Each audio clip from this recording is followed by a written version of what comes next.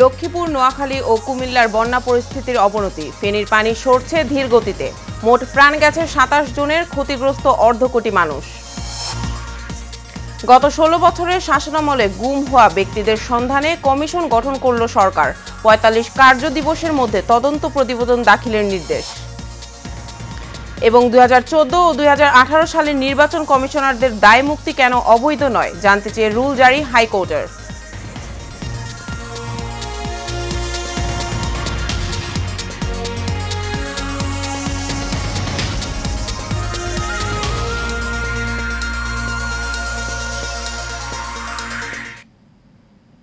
স্বাগত এশিয়ান নিউজে, সাথে আছে মিশিকা জাহান মিলা। এতক্ষণ শুনছিলেন বিআরবি কেবল ইন্ডাস্ট্রিজ লিমিটেড সংবাদ শিরোনাম, এবার বিস্তারিত।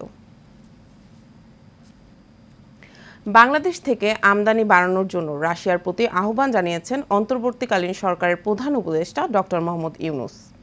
গতকাল বিকেলে রাষ্ট্রীয় অতিথি ভবন যমুনার প্রধান উপদেষ্টার সৌজন্য সাক্ষাৎ করেন রাশিয়ার রাষ্ট্রদূত আলেকজান্ডার ম্যান্টিটস্কি। বৈঠকে প্রধান উপদেষ্টা বলেন, রাশিয়া বাংলাদেশের পরীক্ষিত বন্ধু। দেশটি সবসময়ই বাংলাদেশের উন্নয়নের সহযোগী হিসেবে কাজ করেছে, ভবিষ্যতেও কাজ করবে। বৈঠকে পারমাণবিক বিদ্যুৎ কেন্দ্র ও জ্বালানি অনুসন্ধান বিষয়ে আলোচনা হয়। লক্ষ্মীপুর, নোয়াখালী ও কুমিল্লার বন্যা পরিস্থিতির অবনতি হয়েছে। ফেনীর পরিস্থিতি উন্নতির দিকে গেলেও বন্যার পানি সরছে ধীর গতিতে। বন্যা কবলিত প্রত্যন্ত এলাকাগুলোয় সুপেয় পানি ও খাবারের সংকট দেখা দিয়েছে। এদিকে বন্যায় এখন পর্যন্ত ২৭ জনের মৃত্যু হয়েছে বলে জানিয়েছেন দুর্যোগ ব্যবস্থাপনা ও ত্রাণ মন্ত্রণালয়ের উপদেষ্টা ফারুকী আজম। বন্যায় ৫৬,১৯,৩৭৫ জন মানুষ ক্ষতিগ্রস্ত হয়েছেন বলেও জানান তিনি। প্রতিনিধিদের পাঠানো তথ্য ও ছবিতে বিস্তারিত জানাচ্ছেন অনুকৃত আদিত্য। বন্যায় দেশের ১১টি জেলার ৭৪টি উপজেলা প্লাবিত হয়েছে। বিপদসীমার উপরে থাকা ১৩টির মধ্যে উল্লেখযোগ্য ৯টি পয়েন্টে পানি কমতে শুরু করেছে। তবে নোয়াখালী ও কুমিল্লা জেলায় বন্যা পরিস্থিতির আরও অবনতি হয়েছে। শনিবার রাত থেকে একটানা বৃষ্টি ও উজানের পানিতে নোয়াখালীর ৮টি উপজেলা সেনবাগ, সোনাইমুড়ি, চাটখিল, বেগমগঞ্জ ও কোম্পানীগঞ্জ উপজেলায় আরও কয়েকটি এলাকা প্লাবিত হয়েছে। বন্যা কবলিত এলাকায় দেখা দিয়েছে খাবার ও বিশুদ্ধ পানির সংকট। কুমিল্লায় গোমতী নদীর পানি কমতে শুরু করেছে। সেই সঙ্গে বন্যা কবলিত এলাকাগুলো থেকেও একটু একটু করে পানি নামতে শুরু করেছে। তবে এখনো পানিবন্দী রয়েছে অনেক মানুষ।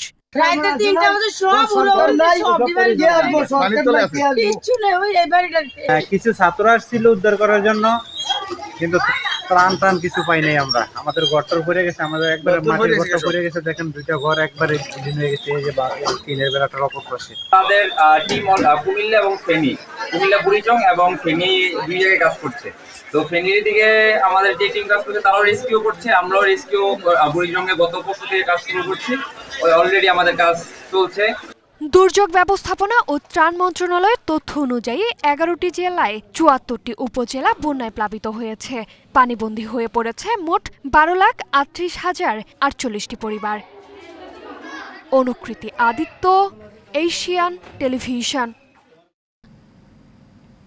ঢাকা বিশ্ববিদ্যালয়ের বন্যার্তদের জন্য গণত্রাণ সংগ্রহ সহায়তা কার্যক্রম অব্যাহত রয়েছে। তবে পর্যাপ্ত পরিমাণ পোশাক মজুত হওয়ায় এখন নগদ অর্থ এবং শুকনো খাবার দেওয়ার আহ্বান জানিয়েছেন স্বেচ্ছাসেবীরা। একই সাথে বিত্তবানদের এগিয়ে আসার তাগিদ দিয়েছেন স্বেচ্ছাসেবী সহ সহায়তাকারীরা। কাউসার আহমেদের রিপোর্ট। দেশের কয়েকটি জেলার বন্যা পরিস্থিতির অবনতি হওয়ায় বৈষম্য বিরোধী ছাত্রদের গণত্রাণ সংগ্রহে সহায়তা করে আসছেন দেশের সব শ্রেণী পেশার মানুষ। রিক্সা চালক থেকে শুরু করে পথের ভিখারি, দিনমজুর থেকে সচিব, ছোট কোমলমতি শিক্ষার্থীদের টিফিনের জমানো টাকা, কেউ আবার দিয়ে যাচ্ছেন বিয়ের অলংকার। আগে আমরা দেখতাম যে বন্যার জন্য বা কোনো কারণে ত্রাণ নেয়ার জন্য লাইন লেগে থাকতো। এখন দেখতেই পাচ্ছেন এখানে কত ভিড়। ত্রাণ দেওয়ার জন্য এখন মানুষ লাইন লাগিয়ে আসছে। রিক্সাওয়ালা থেকে শুরু করে ডাক্তার থেকে শুরু করে সকল শ্রেণী পেশার মানুষই এখানে আসছেন এবং স্বতঃস্ফূর্তভাবে অংশগ্রহণ করছেন। ঢাকা বিশ্ববিদ্যালয়ের এসব কেন্দ্রগুলোতে এসে যে যেভাবে পারছেন বন্যার্তদের জন্য সহায়তা দিচ্ছেন। নগদ টাকা, ওষুধ, পোশাক সহ নিত্য প্রয়োজনীয় নানা পণ্য দিচ্ছেন তারা। সব হারানো বানভাসী মানুষের মুখে হাসি ফুটানো হয়তো সম্ভব নয়, তবে যাতে এই পরিস্থিতিটি মোকাবেলা করতে পারে সে লক্ষ্যেই এই সহায়তা করছেন বলে জানান তারা। তো এই পর্যন্ত কোথাও ওর নামটা লিস্ট শহীদের মধ্যে লিস্ট করাতে পারিনি, তো ওর নামে আমি আজকে 10,000 টাকা আমি দিলাম। বন্যার লোকদের জন্য। আমার মেয়ে তোর একটাই মেয়ে ছিল, আমার একটা ছেলে আছে সেকেন্ড ইয়ারে পড়ে। আমার জীবনটা, আমার দুনিয়াটা উজাড় হয়ে গেছে। এখন যে পরিস্থিতি চলছে দেখা যাচ্ছে অনেকেই অনেক অসুবিধায় রয়েছে। তো আমরা যে কারণে আসছি, আমরা চাই যে আমাদের যা আছে তা দিয়ে যেন তাদের পাশে একটু দাঁড়াতে পারি। তবে যারা এখানে এখনো অনেক টাকা পয়সার মালিক আছেন, আমি তাদের বিবেকের প্রতি আহ্বান জানাবো, তারা অবশ্যই এগিয়ে আসবেন। এদিকে ফারাক্কা বাঁধ খুলে দেয় এবং বেশ কয়েকটি জেলায় নতুন করে বন্যার সংখ্যায় সহায়তা বাড়ানোর আহ্বান জানান ত্রাণ সংগ্রহকারী স্বেচ্ছাসেবকরা। আশা করছি আমাদের এই কঠিন সময়ে আমরা সবাই মিলে যদি আমরা একটু সহযোগিতা করি, ইনশাল্লাহ আমরা এই কঠিন সময়টা একটা সময় পার করে উঠতে পারবো। এলাকা অঞ্চল ডুবে গেছে, তাদের জন্য আহ্বান করছি আপনারা সবাই তাদের সহানুভূতি হন এবং তাদের সাহায্যের জন্য এগিয়ে আসেন। তাদেরকে আমি বলবো যে অন্যদেরকে দেখুক, তারা শিখুক, তারা আসুক। শিক্ষার্থীরা জানান ট্রাক সংকটের কারণে এসব ত্রাণ পৌঁছানো কঠিন হয়ে পড়েছে। কাউসার আহমেদ, এশিয়ান টেলিভিশন, ঢাকা। বিগত প্রায় 16 বছরে অর্থাৎ আওয়ামী লীগের শাসনামলে আইন শৃঙ্খলা রক্ষাকারী বাহিনীর হাতে গুম হওয়া ব্যক্তিদের সন্ধানে 5 সদস্যের একটি কমিশন গঠন করেছে সরকার। কমিশন অব ইনকোয়ারি অ্যাক্ট 1956 অনুযায়ী এ কমিশন গঠন করে গতকাল মন্ত্রিপরিষদ বিভাগ থেকে প্রজ্ঞাপন জারি করা হয়েছে। এ কমিশনের সভাপতি হাইকোর্ট বিভাগের অবসরপ্রাপ্ত বিচারপতি মইনুল ইসলাম চৌধুরী। কমিশনের সদস্য হিসেবে রয়েছেন হাইকোর্ট বিভাগের অবসরপ্রাপ্ত বিচারপতি মোহাম্মদ ফরিদ আহমদ শিবলি, মানবাধিকার কর্মী নূর খান, ব্রাক বিশ্ববিদ্যালয়ের শিক্ষক নাবিলা ইদ্রিস ও মানবাধিকার কর্মী সাজ্জাদ হোসেন। আইনশৃঙ্খলা প্রয়োগকারী সংস্থার মাধ্যমে জোরপূর্বক গুম হওয়া ব্যক্তিদের সন্ধানের জন্য এই তদন্ত কমিশন গঠন করা হলো। আগামী 45 কার্যদিবসের মধ্যে সরকারের কাছে তদন্তের প্রতিবেদন দাখিল করবে গঠিত এর কমিশন।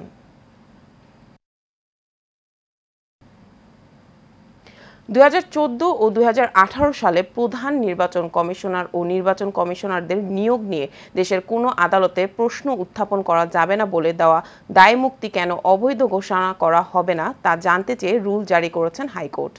গতকাল বিচারপতি এ.কে.এম. আসাদুজ্জামানের নেতৃত্বাধীন দ্বৈত হাইকোর্ট বেঞ্চে এই রুল জারি করেন। আদালতের রিটের পক্ষে শুনানি করেন অ্যাডভোকেট মোহাম্মদ শিশির মনির। এ সময় তিনি বলেন, যদি 2014 ও 2018 সালের নির্বাচনের কমিশনাররা অবৈধ হয় তাহলে ওই দুটি নির্বাচনও অবৈধ হবে।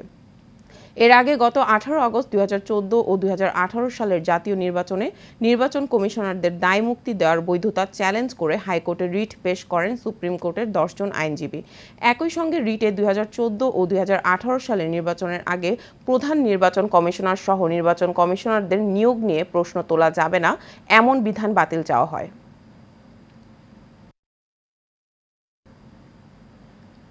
যেসব স্বৈরশাসকের দোসররা সেনানিবাসে আশ্রয় নিয়েছে তাদের নামের তালিকা প্রকাশ করতে সেনা প্রধানের প্রতি আহ্বান জানিয়েছেন বিএনপির স্থায়ী কমিটির সদস্য অবসরপ্রাপ্ত মেজর হাফিজ উদ্দিন আহমেদ। গতকাল দুপুরে জাতীয় প্রেস ক্লাবে এক আলোচনা সভায় তিনি এই কথা বলেন। বিস্তারিত মণ্ডল নেনামের রিপোর্ট। নিরীহ মানুষকে, রাজনৈতিক কর্মীকে, ছাত্রছাত্রীদেরকে হত্যা করে ক্যান্টনমেন্টে গিয়ে পালিয়েছে। জাতীয় প্রেস ক্লাবে মৎস্যজীবী দলের কেন্দ্রীয় কমিটির আহ্বায়ক বীর মুক্তিযোদ্ধা প্রয়াত রফিকুল ইসলাম মাহতাবের স্মরণে এই শোক সভার আয়োজন করা হয়।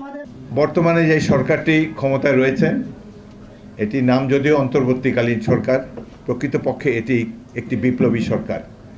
এতে অংশ নিয়ে বিএনপির স্থায়ী কমিটির সদস্য মেজর অবসরপ্রাপ্ত হাফিজ উদ্দিন আহমেদ বলেন, বিপ্লব যেন পথ হারিয়ে না ফেলে সেই জন্যই উপদেষ্টাদের এই বিপ্লবকে ধারণ করতে হবে। আমরা চাই বিপ্লব যেন পথ হারিয়ে না ফেলে। উপদেষ্টা পরিষদে যারা আছেন, আপনারা বিপ্লবকে ধারণ করুন।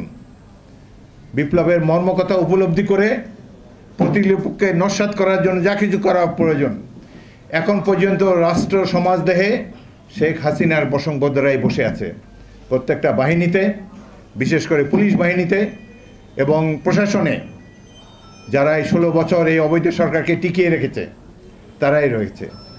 গণতন্ত্রের উত্তরণ করতে হলে 24 ঘন্টার মধ্যে এই নির্বাচন কমিশনকে বিলুপ্ত করেন। এরা তো জনগণের ইলেকশন কমিশন না। এদিকে নয়াপল্টনে দলের কেন্দ্রীয় কার্যালয়ে বিএনপির আরেক স্থায়ী কমিটির সদস্য ডক্টর এজেড.এম. জাহিদুল ইসলাম নেতাকর্মীদের বন্যার্থদের পাশে দাঁড়ানোর আহ্বান জানান। মণ্ডলের নাম, এশিয়ান টেলিভিশন, ঢাকা।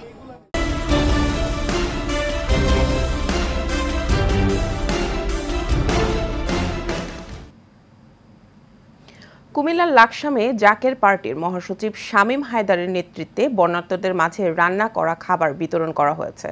গতকাল দিনব্যাপী জেলার লাকসাম পৌরসভা ও নাঙ্গলকোট সদর এলাকার বিভিন্ন স্থানে এ খাবার বিতরণ করা হয়।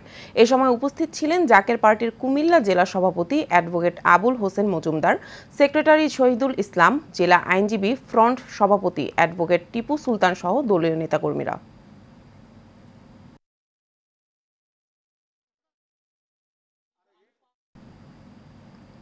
সিরাজগঞ্জের রায়গঞ্জে গুড নেইবার্স সিরাজগঞ্জ সিডিপির আয়োজনে মাধ্যমিক বিদ্যালয়ের শিক্ষার্থীদের নিয়ে বিজ্ঞান মেলা অনুষ্ঠিত হয়েছে। মঙ্গলবার বিকালে সিডিপির ঘুরকা কার্যালয়ে বিজ্ঞান মেলায় প্রধান অতিথির বক্তব্য রাখেন উপজেলা মাধ্যমিক সুপারভাইজার নুরুন নবী শেখ। প্রোগ্রাম ফ্যাসিলিটেটর সোনিয়া খাতুনের সঞ্চালনায় অনুষ্ঠানে আরও বক্তব্য রাখেন সিডিপি ম্যানেজার মোশাররফ হোসেন, সহকারী ম্যানেজার শফিউদ্দিন আহমেদ, জিআর বালিকা উচ্চ বিদ্যালয়ের প্রধান শিক্ষক মঞ্জুরুল ইসলাম সহ আরও অনেকে। মেলায় উপজেলার বিভিন্ন শিক্ষা প্রতিষ্ঠানের শিক্ষার্থীরা অংশগ্রহণ করেন। পরে বিজয়ী শিক্ষা প্রতিষ্ঠানকে সম্মাননা স্মারক ও পুরস্কার প্রদান করা হয়।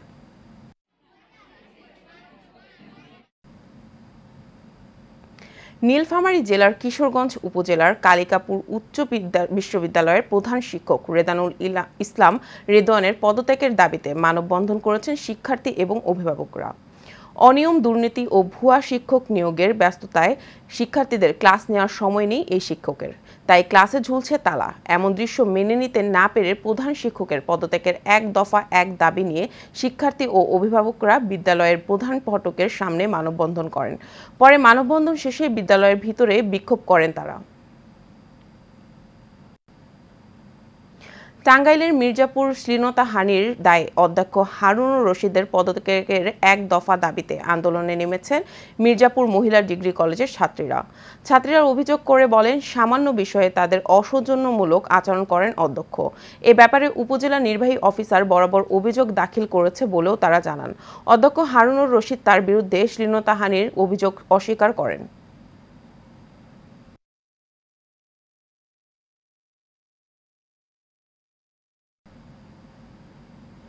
গাইবান্ধার সাগাটার বর্তমান শিক্ষা ব্যবস্থা বিষয়ে উদয়ন প্রশিক্ষণ হলরুমে টাউন হল সভা হয়েছে। সভায় প্রধান অতিথি হিসেবে বক্তব্য রাখেন সাগাটা উপজেলা নির্বাহী অফিসার ইসাহাক আলী। বিশেষ অতিথি হিসেবে বক্তব্য রাখেন সাগাটা উপজেলার শিক্ষা অফিসার আব্দুল্লাহি শাফি এবং উদয়ন স্বাবলম্বী সংস্থার নির্বাহী পরিচালক শাহাদাত হোসেন মণ্ডল।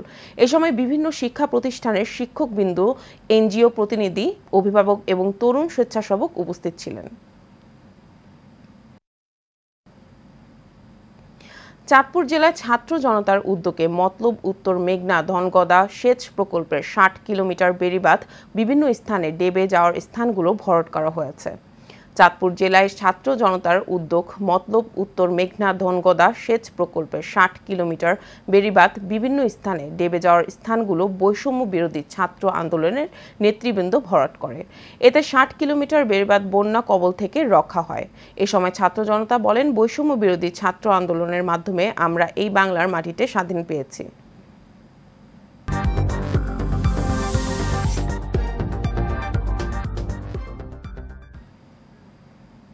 চট্টগ্রামের মিরসরাই উপজেলায় বন্যা কবলিত বিভিন্ন ইউনিয়নের আশ্রয়ন কেন্দ্রগুলোতে খাবার বিতরণ করা হয়েছে। বিএনপির স্থায়ী কমিটির সদস্য আমির খসরু মাহমুদ চৌধুরী ও বিএনপির চট্টগ্রাম বিভাগীয় সহ সাংগঠনিক সম্পাদক ব্যারিস্টার মীর হেলাল এর তত্ত্বাবধানে জাতীয়তাবাদী টেক্সটাইল ইঞ্জিনিয়ার্স অ্যাসোসিয়েশনের কেন্দ্রীয় কমিটির আহ্বায়ক ইঞ্জিনিয়ার মোহাম্মদ ফখরুল আলম এর নেতৃত্বে এই খাবার বিতরণ করা হয়। এ সময় ইঞ্জিনিয়ার ফখরুল আলম বলেন, বন্যা পরবর্তী অসহায় পরিবারগুলোর পুনর্বাসনের জন্য কাজ করবে বিএনপি নেতাকর্মীরা।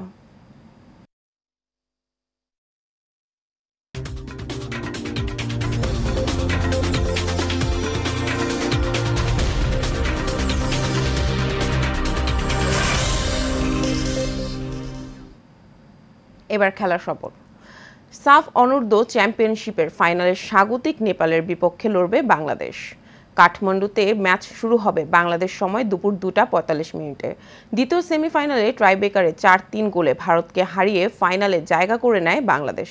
দুর্দান্ত এক জয় পেলেও দলের মূল গোলরক্ষক মেহেদী হাসান শ্রাবণের চোট বেশ দুশ্চিন্তায় ফেলে টিম ম্যানেজমেন্টকে। আঘাত বেশ গুরুতর হওয়ায় ফাইনালে তার সার্ভিস পাচ্ছে না দল। ফলে দেশে ফিরতে হচ্ছে তাকে।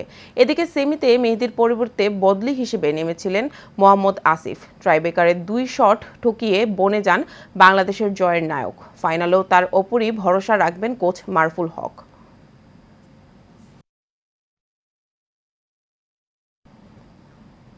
শেষ করবো এশিয়ান নিউজ, তার আগে বিআরবি কেবল ইন্ডাস্ট্রিজ লিমিটেড সংবাদ শিরোনামগুলো জানাবো আরও একবার।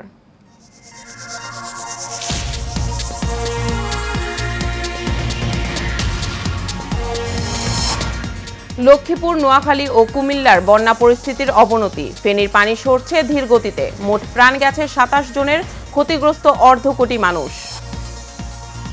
গত 16 বছরের শাসনামলে গুম হওয়া ব্যক্তিদের সন্ধানে কমিশন গঠন করল সরকার। 45 কার্যদিবসের মধ্যে তদন্ত প্রতিবেদন দাখিলের নির্দেশ। এবং 2014 ও 2018 সালের নির্বাচন কমিশনারদের দায় মুক্তি কেন অবৈধ নয়, জানতে চেয়ে রুল জারি হাইকোর্টের। এশিয়ান নিউজ এ পর্যন্ত। পরবর্তী সংবাদ দেখার আমন্ত্রণ রইল। ধন্যবাদ সবাইকে।